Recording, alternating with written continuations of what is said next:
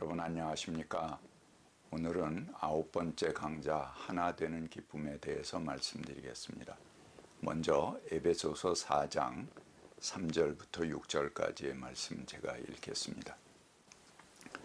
여러분은 성령이 여러분을 평화의 띠로 묶어서 하나가 되게 해주신 것을 힘써 지키십시오. 여러분이 부르심을 받았을 때 한 희망으로 부르심을 받은 것과 같이 몸도 하나요, 성령도 하나요, 주님도 하나요, 믿음도 하나요, 세례도 하나요, 하나님도 한 분이십니다. 그분은 만유의 아버지시며 만유 위에 계시고 만유를 통하여 일하시고 만유 안에 계십니다. 지난주가 환경주일이라서 제가 이 본문으로 설교를 했습니다. 앞에 한두 패러그래프는 아마 중복될 것 같습니다. 에베소서는 성령께서 우리를 평화에 매는 줄로 하나가 되게 하신다 라고 말합니다. 삶이 소중한 이유는 그것을 통해서 우리가 하나 될 수 있는 기회이기 때문에 그렇습니다. 죽음을 맞는다면 우리는 다시는 화해할 기회를 얻지 못합니다.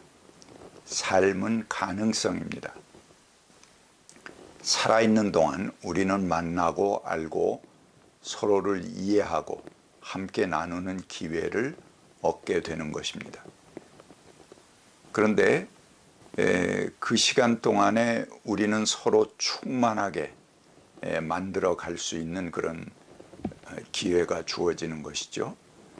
하나님 나라는 어떤 객관적인 기준, 소득이 얼마 이상이 되고 집이 몇 평이 되는 그런 것이 아닙니다. 너와 내가 닫힌 가슴을 열고 서로를 만나서 하나 되는 기쁨이 바로 성령께서 우리에게 주시는 기쁨입니다. 그런데 에베소서의 스케일은 그 하나됨이 너와 나 인간과 인간 사이에 이루어지는 것뿐만이 아니고 만유, 판톤, 판타 그렇게 말합니다. 만물과 하나됨을 말하고 있습니다. 그분은 만유의 아버지시며 만유 위에 계시고 만유를 통해 일하고 만유 안에 계신다 그렇게 말합니다. 우리가 드라마나 영화를 보면 뭐 거창한 사건이 아니라도 그리워하는 연인끼리 또는 가족이 서로 마음을 합하고 하나 되는 과정 자체가 서사가 되고 역사가 되는 걸 볼 수가 있습니다. 대단한 사건이 일어나거나 엄청난 역사의 전개가 이루어지는 것은 아니지만 그것 이상의 갈등을, 감동을 우리에게 줄 수 있습니다. 이 단순한 일이 많은 작품들의 주제이기도 합니다. 그 뻔하고 단순한 주제가 단지 사람의 얼굴을 바꾸어 나온 것인데 그래도 우리는 여전히 감동스럽고 눈물 흘리고 그 주인공들이 서로를 알아가는 과정 또 그 서로를 확인하는 몸짓, 대화, 발언 하나하나가 드라마가 됩니다. 상대의 마음을 확인하는 기쁨이 독자나 관객에게 그대로 전해옵니다. 이렇게 하나 되는 것에는 신비함이 깃들어 있습니다. 너와 내가 하나됨을 만들어가는 과정이 바로 삶의 감동이고 놀라운 사건이 됩니다. 우리의 삶이 조금 가난하면 어떻고 풍요로움은 어떻습니까? 참다운 목표는 내가 나 아닌 사람들을 만나고 그들의 마음을 얻고 만나는 과정, 그것이 성령께서 주시는 기쁨이고 기적이다 이렇게 말할 수 있겠습니다. 제가 얼마 전에 한 사냥꾼의 이야기를 들었습니다. 그 사냥꾼은 총알이 동물을 꿰뚫을 때에 그 기쁨, 쾌감에 대해서 말합니다. 그때 통쾌함은 정말 째진다. 그렇게 말했습니다. 그 이야기를 들은 분은 처음에는 저 참 이상한 사람이다. 그렇게 생각했고 또 주변의 사람들이 전 잔인한 놈, 나쁜 놈 뭐 그렇게 말하고 생각하기도 합니다. 그런데 제가 한번 다시 생각해 보니까 바로 나 자신이 그런 기쁨으로 세상을 살아간 사람 아닌가 하는 반성을 곧 하게 됐습니다. 돌이켜 생각해 보면은 매우 얼굴이 화끈거리고 부끄러운 기억들이 많이 있습니다. 별로 나를 세우지 않아도 될 때, 사실 알고 보면 한 길을 가는 동지들인데도 논리를 세워서 말로 제압하려고 했던 일이 한두 번이 아니었습니다. 하나 되는 기쁨으로 살아가지 못하고 사냥꾼의 기쁨을 즐긴 것입니다. 세상에는 가진 자, 힘 있는 자들이 약자를 등치고 가난한 자를 더욱 어렵게 만들면서 자신의 이해만을 추구하는 그런 사냥꾼의 기쁨들이 넘칩니다. 그러나 우리가 추구해야 할 기쁨은 하나 되는 기쁨입니다. 또한 나아가서 이 기쁨이 우리들끼리의 기쁨을 넘어서서 그렇게 되면 굉장히 공허해지죠. 그것은 세상과 하나 되는 기쁨. 특별히 아픔을 겪고 있는 그런 분들, 이 땅에 고난받는 민중들, 그들이 기쁨을 입고 그리고 그들과 하나 되는 기쁨이 되어야 한다. 그것을 우리가 정의라고 그러고 그것을 위해 싸우고 있는 것 아니겠습니까? 에베소서의 다음 성경 말씀을 읽어보겠습니다. 4장 7절부터 10절입니다. 그러나 하나님께서는 우리 각 사람에게 그리스도께서 나누어 주시는 선물의 분량을 따라 은혜를 주셨습니다. 그러므로 성경에 이르기를 그분은 높은 곳으로 올라가셔서 포로를 사로잡으시고 사람들에게 선물을 나누어 주셨다 합니다. 그런데 그가 올라가셨다는 것은 그분이 땅의 낮은 곳으로 내려오셨었다는 것이 아니고 무엇이겠습니까? 내려오셨던 그분이 만물을 충만하게 하시려고 하늘의 가장 높은 데로 올라가신 바로 그분이십니다. 10절까지였습니다. 이웃과 하나 되는 기쁨을 얻기 위해서는 내가 공을 세우고도 그 공을 공으로 여기지 않는 경지에 다다라야 합니다. 그래야지 우리는 하나가 될 수 있습니다. 성서가 하나님의 은혜를 강조하는 것은 바로 그런 경지를 말하는 것입니다. 하나됨을 위해서입니다. 우리 에베소서 하면서 공부했죠. 우리가 공을 세우는 것도 하나됨에 기여하기 위해서 사실은 세워야 되는 것입니다. 그런데 우리는 공을 세우고 그거를 자기 자신 안에 쌓았습니다. 그리고 자기를 돋보이게 하는 그런 재료로 삼기 때문에 공을 세운 것으로 인해서 남을 평가하고 구분하고 그렇게 오히려 하나됨을 방해하는 공이 됩니다. 그거는 성령 안에서 세우는 공이 아닙니다. 그는 세운 공으로 인해서 무너지게 될 것입니다. 오히려 공은 하나 되게 하시는 영, 성령을 돕고 그분의 역사에 참여하는 공이어야 됩니다. 그런데 그렇지 않을 때 나를 드러내는 공이라면 그거는 성령을 회방하는 공이 되는 것입니다. 없는 이만 못한 오히려 공을 세움으로 내가 범죄케 되는 그런 공이 되는 것이죠. 세상이 주는 어떤 기쁨보다도 지극히 작은 사람 안에서 참다운 가치를 찾아내고 그와 더불어 하나 될 수 있는 기쁨이야말로 성령께서 우리에게 주시는 가장 귀한 은사인 것입니다. 8절 말씀에 그분은 높은 곳으로 올라가셔서 포로를 사로잡으시고 사람들에게 선물을 나누어 주셨다. 그렇게 말하는데 이거는 사실은 시편의 말씀을 인용한 것입니다. 근데 그대로 인용하지 않고 조금 변형해서 인용했습니다. 시편 68편 18절 말씀 제가 그 인용한 원문을 읽어드리겠습니다.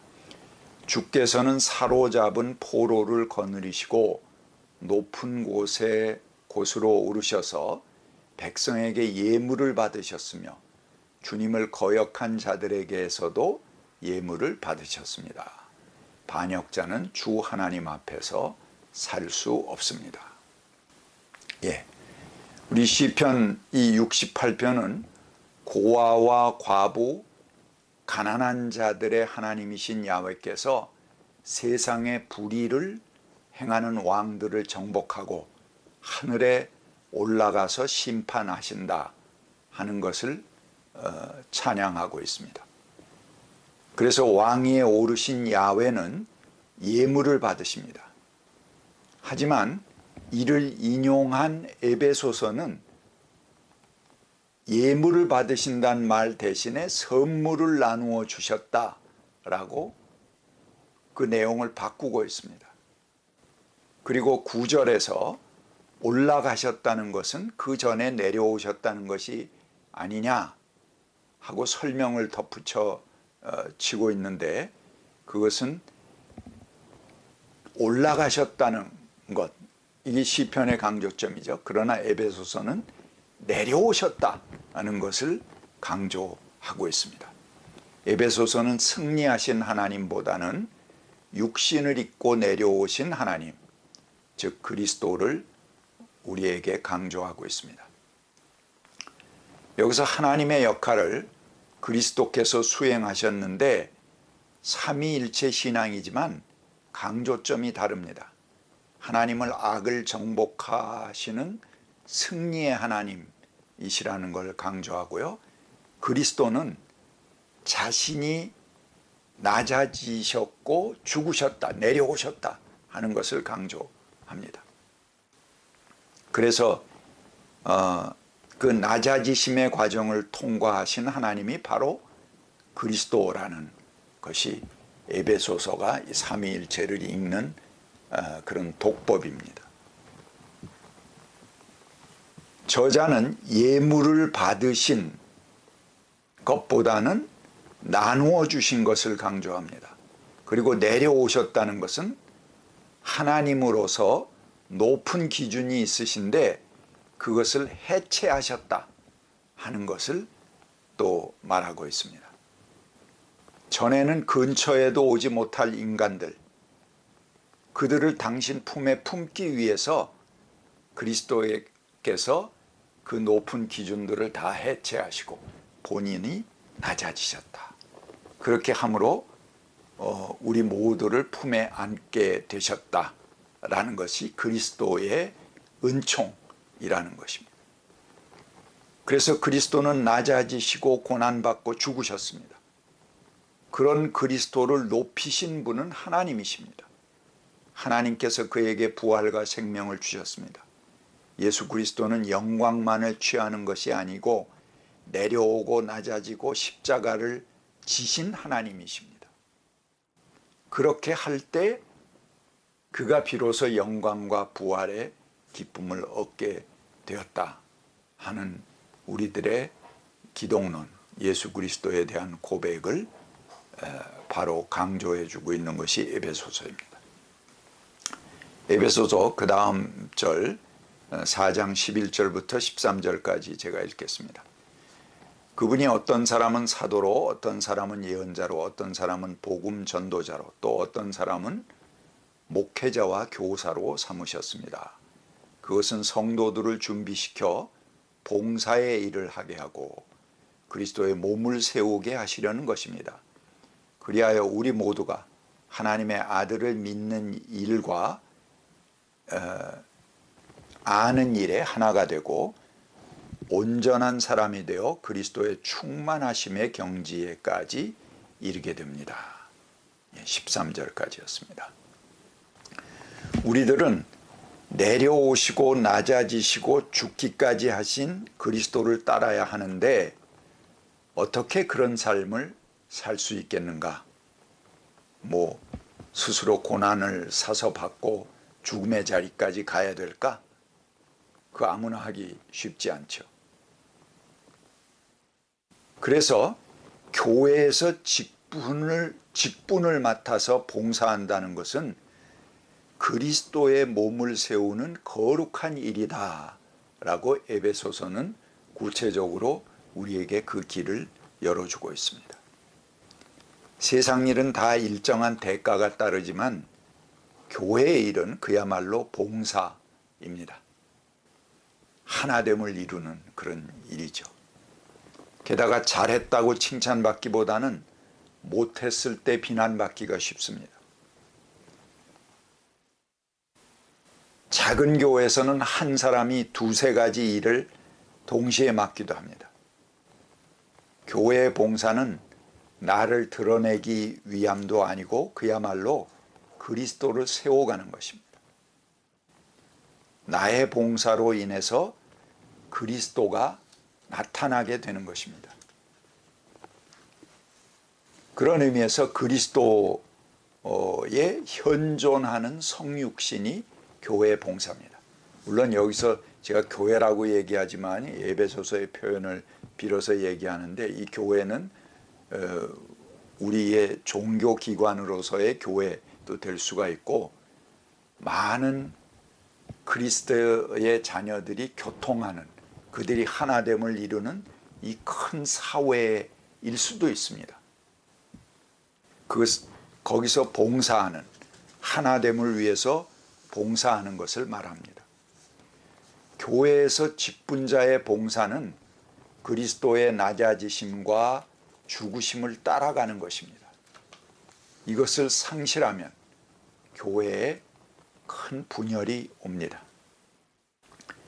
그리스도를 따르는 일은 나의 건강, 나의 힘, 나의 경제력이 남아서 하는 것이 아닙니다. 하나님은 쓰고 남은 것을 받지 않으십니다. 내 힘이 남아있는 한 그분을 위해 봉사해야 되는 것이고 내 생명이 존재하는 한 주님께 드려야 할 일입니다. 우리는 대개 내가 경제적 여유가 생기면 봉사도 많이 하고 헌금도 많이 하려고 했는데 그렇게 말합니다. 그런데 하나님은 많이 하기를 바라지 않습니다. 왜? 그런 여유는 평생 생기기 어렵습니다. 우리는 늘 부족하기 마련이죠. 그냥 지금 내가 드릴 수 있는 것을 드리고 내가 할 수 있는 것을 하기를 원하십니다. 에베소서의 다음 말씀 4장 14절부터 16절 읽겠습니다.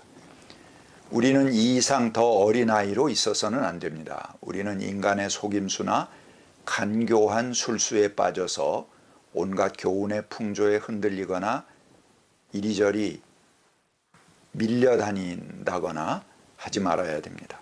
우리는 사랑 안에서 진리를 말하면서 모든 면에서 자라나서 머리이신 그리스도에까지 이르러야 합니다.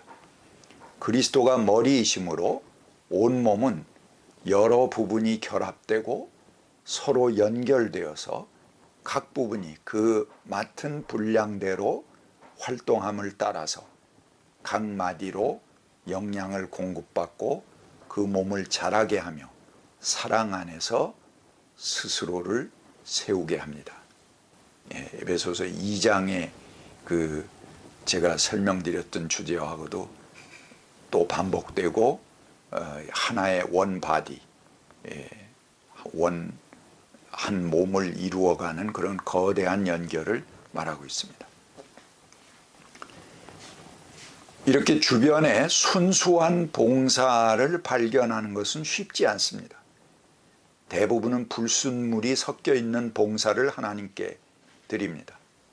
하나님께 봉사한다고 하지만 우리는 조금씩 나를 드러내고 싶은 불순물을 섞기도 합니다. 때로는 온전한 동기로 드리는 봉사가 아니라도 그를 통해서 이 거대한 한 몸을 이루어 가시고 교회를 이끌어 가시는 동력을 삼기도 하십니다. 하지만 병적으로 나를 내세우고 주목받고 싶어하는 사람들이 또한 이런 교회를, 공동체를 이용하기도 합니다. 세상 모임에서 자기를 드러내는 것보다는 힘이 적게 든다, 그렇게 생각했을지 모릅니다. 그래서 남을 헐뜯고 교회 안에서 파당을 만드는 부정적인 방법을 쓰는 회방꾼들이 덜어 있습니다. 그런 사람들이 일시적으로 에너지를 쏟아내기도 합니다. 그러나 그런 에너지는 결국 공동체에 상처를 남기고 하나 되게 하시는 성령을 방해합니다. 그들의 목적은 그리스도의 몸을 세우는 데 있지 않고 자기 자신을 세우는 데 있기 때문에 그렇습니다. 그리스도의 몸된 공동체를 세우는 것이 목표가 아니고 자신이 돋보이고 인정받으려는 것이 최종 목적이기 때문에 그렇습니다. 우리들의 봉사의 목적은 그리스도 안에서 온전한 사람이 되어서 그리스도의 충만하심의 경지에까지 이르는 것입니다.